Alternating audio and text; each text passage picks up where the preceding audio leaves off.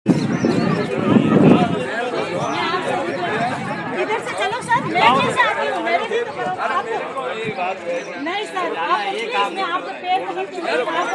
आज एरिया देखो, अधिकारी ने गलत नहीं एरिया नहीं, वो आगे वाले घर वाले सोचेंगे हाँ ये आए तो सही, आप चलो तो सही, वो घर से बाहर मैं ये सब भीग जाएगा। अभी मेरे किसी में जाना है, मुझे भी भीगेंगे, सूखेंगे नहीं, मेरे हाथ हो जाएंगे।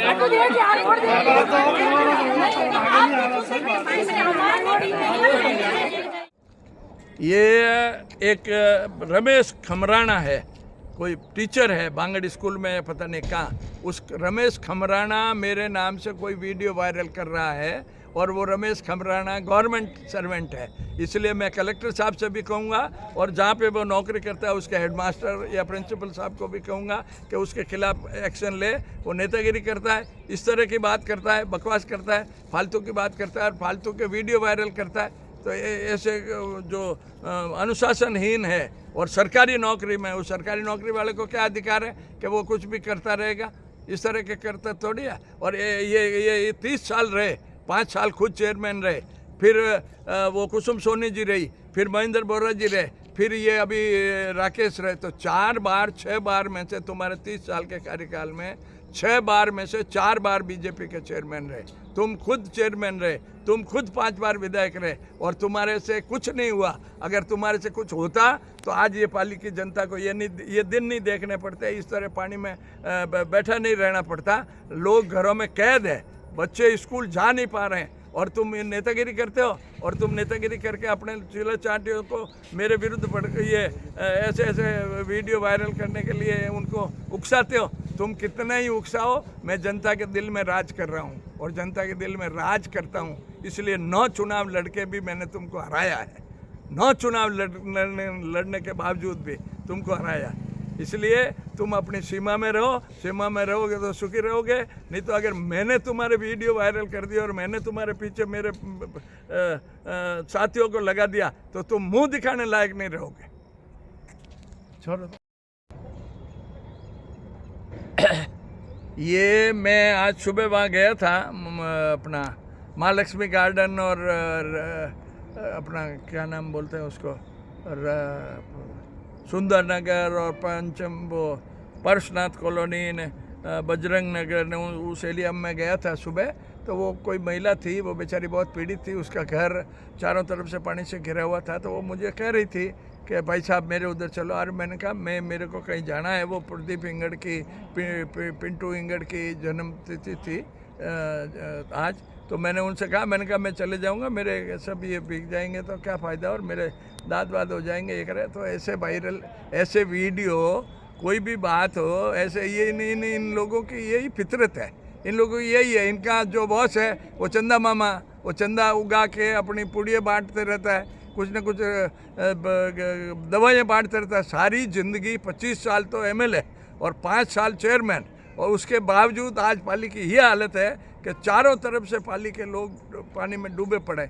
और ये मूर्ख की तरह, और ये और इनके चेले, वो इस तरह के वीडियो चला के क्या साबित करना चाहते हैं? मैं तो तुम्हारा वो जीता हुआ आदमी हूँ, और मैं घूम रहा हूँ सुबह से शाम तक। तुम तो एक दिन घूम के, एक दिन ये करके, और तुमने चेले चाटियों को छोड़ दिया मेरे पीछे कि तुम ये भीमराज भाटी क्या बोलता है, इसका वीडियो वायरल करो। कितना ही तुम वीडियो वायरल कर लो, तुम्हारे में तो इतनी बुद्धि नहीं है कि अपने घर के सामने तुमने अभी तक विधायक लगा रखा है। तुमको तो वो अभी तक सपना आता है कि मैं विधायक ही हूँ, मैं विधायक ही हूँ। काय के विधायक हो? तुमको कम से कम शर्म आनी चाहिए। अपने घर के सामने विधायक का बोर्ड लगा रखा है, तुमको पूर्व विधायक लिखते हुए शर्म आती है क्या? हमने तो कभी नहीं लिखा कि पूर्व विधायक, या हमने तो कभी भी नाम ही नहीं लिखा कभी।